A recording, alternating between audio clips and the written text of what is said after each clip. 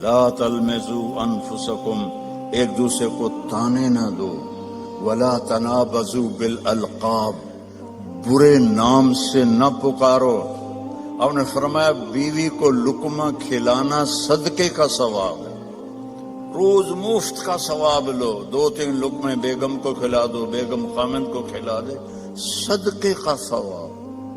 باش کرنا سیکھو، ایک ابھر پڑے تو دوسرا چپ ہو جائے، دوسرا ابھرے تو پہلا چپ ہو جائے، یہ طلاقیں ختم ہو جائیں گی، یہ لڑائیاں ختم ہو جائیں گی۔ زبان کو سینا سیکھو، چپ کرنا سیکھو، بیٹیوں کو سکھاؤ۔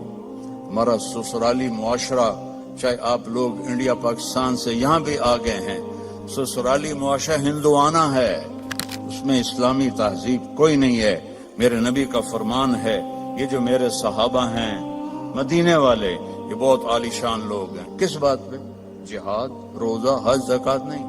جب یہ کسی کی بیٹی کو لے کر آتے ہیں نا بہو بنا کے، تو اس بچی کو سسرال میں پتہ نہیں لگنے دیتے کہ ماں باپ کے گھر ہے یا سسرال کے گھر ہے۔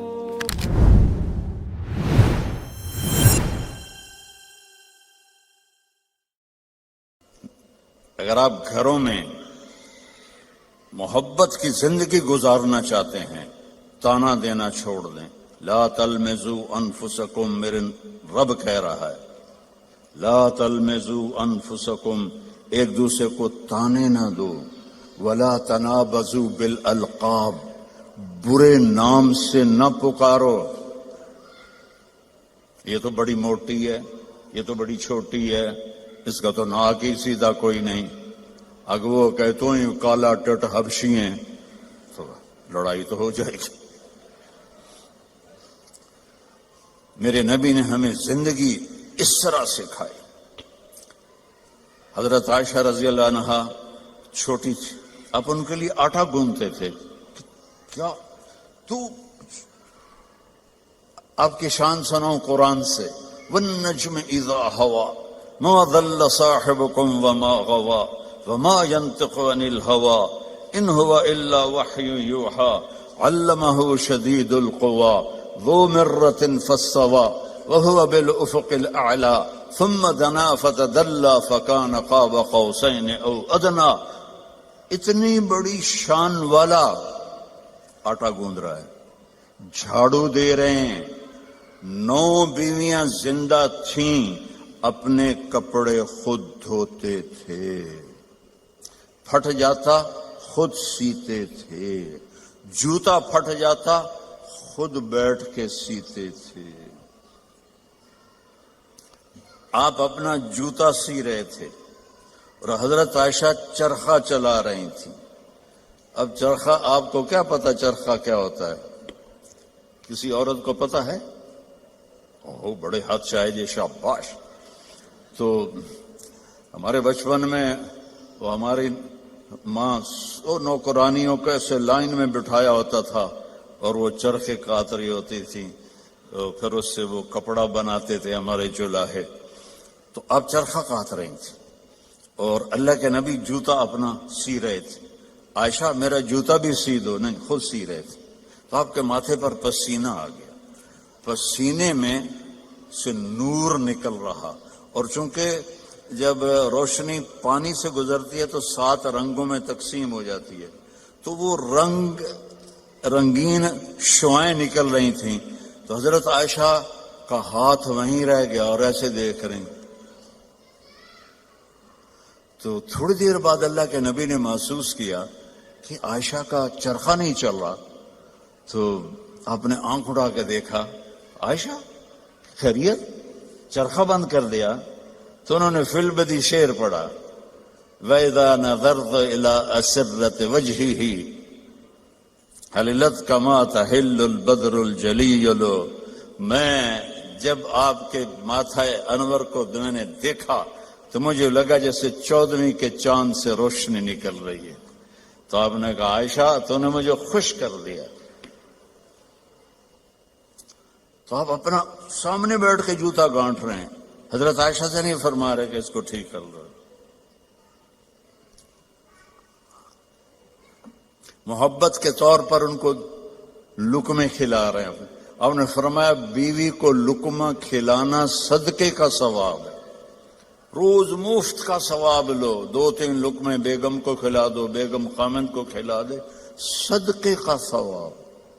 یہ میرے نبی نے ہمیں گھر کی زندگی سکھائی ہے، یہ گھر کی زندگی ہے. اور آپ میاں بیوی کے ذمے ہے ایک دوسرے کو اظہار محبت کرو. رشتے محبت کا اظہار سے پلتے ہیں. ایک آپ کو واقعہ سناتا ہوں. عرب میں بیوی سے عشق کا بتانا بہت عیب تھا. ہمارے ملک میں بھی ہے، رن مرید ہو گیا تو رن مرید ہو گیا، بیوی دے پیچھے لگ گیا. اور گرل فرینڈ کے لیے اشعار تھے، اشعار کھلم کھلا شعر پڑھتے تھے. ہم کو 2-4 شعر سناتا ہوں. وَهَلْ تَبْكِينَ لَيْلَا، لیلا مجنو کا نام تو سنا ہوا نا. تو یہ مجنو تو ہمارے یہاں مشہور، اس کا نام تھا توبہ. توبہ کم توبہ لا نہیں کی تھا، نہ توبہ ہے یودا. قبیلہ اس کا خفاجی تھا اور لیلا کا قبیلہ اخیلیہ تھا. تو کھلم کھلا کہہ رہا ہے وَهَلْ تَبْكِينَ لَيْلَا إِذَا مِتُّ قَبْلَهَا وَقَامَ عَلَى قَبْرِ النِّسَاءُ النَّوَائِحُ. یہ ایک شعر ہو گیا، اس میں لیلا کا نام. كَمَا لَوْ أَصَابَ الْمَوْتُ لَيْلَا بَكَيْتُهَا وَجَادَ لَهَا دَمْعٌ مِّنَ الْعَيْنِ صَافِحُ. کوئی شرم نہیں آ رہی اسے کہ وہ ایک جس لڑکی سے وہ شادی بھی نہیں ہوئی اس کے لیے وہ شعر پڑھ رہا ہے. اور بیوی توبہ توبہ توبہ. اب اس ماحول میں آپ مسجد نبوی میں بیٹھے ہیں اور مجمع بیٹھا ہوا ہے اور ایک شخص آتا ہے، وہ آپ سے زور سے پوچھتا ہے من احب الناس الیک یا رسول اللہ، آپ کو سب سے زیادہ کس سے پیار ہے یا رسول اللہ؟ تو آپ کہتے عائشہ. کان میں کہتے عائشہ. آپ نے زور سے کہا عائشہ سے مجھے سب سے زیادہ پیار ہے. وہ تو ہل گیا، سارے ہی ہل گئے. ایک ہی نبیوں کے بیوی نال ایڈا عشق. تو انہوں نے فوراً بات بدلی، نہیں نہیں نہیں یا رسول اللہ، میرا مطلب ہے مردوں میں سب سے زیادہ کس سے پیار ہے. تو آپ کو پتہ چل گیا نو گل ہضم نہیں ہوئی. آپ نے کہنا تھا ابو بکر سے، تو آپ نے فرمایا عائشہ کے ابا سے مجھے اس کے بعد سب سے زیادہ پیار ہے. یہ زندگی ہے. اللہ کی قسم اس سے کوئی پیسہ نہیں لگتا اور آپ کی زندگی خوشحال ہو جائے. برداشت کرنا سیکھو. ایک ابھر پڑے تو دوسرا چپ ہو جائے، دوسرا ابھرے تو پہلا چپ ہو جائے. یہ طلاقیں ختم ہو جائیں گی، یہ لڑائیاں ختم ہو جائیں گی. زبان کو سینا سیکھو، چپ کرنا سیکھو. بیٹیوں کو سکھاؤ. ہمارا سسرالی معاشرہ، چاہے آپ لوگ انڈیا پاکستان سے یہاں بھی آ گئے ہیں، سسرالی معاشرہ ہندوانہ ہے، اس میں اسلامی تہذیب کوئی نہیں ہے. میرے نبی کا فرمان ہے، یہ جو میرے صحابہ ہیں مدینے والے، یہ بہت عالی شان لوگ ہیں. کس بات پہ؟ جہاد، روزہ، حج، زکوٰۃ نہیں. کہ جب یہ کسی کی بیٹی کو لے کر آتے ہیں نا بہو بنا کے، تو اس بچی کو سسرال میں پتہ نہیں لگنے دیتے کہ ماں باپ کے گھر ہے یا سسرال کے گھر ہے. اور ہمارے ماحول میں آتے ہی ٹیسٹ شروع ہو جاتا. میں آپ کو اپنے گھر کا لطیفہ سناتا ہوں. شروع سے نوکر چاکروں میں آنکھ کھلی، اللہ نے رزق دیا. ماں باپ کی طفیل اللہ نے ایک اچھے گھرانے میں پیدا کیا، بڑے خاندان میں، رزق کی فراوانی. اور ہمارے والد میری ماں کو چولہے پہ نہیں بیٹھنے دیتے تھے، نوکرانیاں کریں، نوکر کریں. ٹھیک ہے، میری شادی ہو گئی.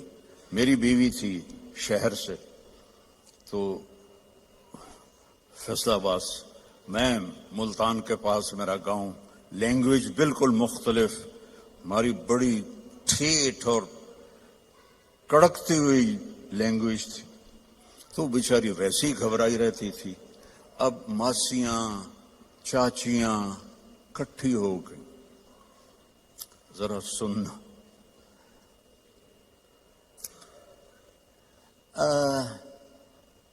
تیری ماں تا چولہے تے سڑدی پئی ہوندی ہے کہ بیگم تیری ٹھک کے بیٹھی ہوندی ہے. مجھے اتنی ہنسی آئی. میں کہا میری ماں چولہے تے کداں سڑی ہے؟ میں بھی تھائیں پیدا ہوئے. میری ماں تا چولہے تے بندھی نہیں. میری ماں کو روٹی پکانے بھی پوری نہیں آتی تھی, سالن بنانا بھی پورا نہیں آتا تھا, کہ میرے ابا جی ان کو کام نہیں کرنے دیتے تھے. نوکرانیاں تھی, نوکر تھے. اب وہ کہہ رہی تیری ماں تا چولہے تے سڑدی پئی ہوندی ہے. اور میری پنجابی سمجھ رہے ہو؟ کوئی گجراتی تو نہیں بیٹھے ہوئے کہ جن کو کیم شو والے. اچھا اردو ترجمہ کروں گا پھر. تیری ماں تا چولہے تے سڑدی پئی ہوندی ہے تے تیری بیوی ٹھک تے پلنگ تے بیٹھی ہوندی ہے. میں ہنس پڑا.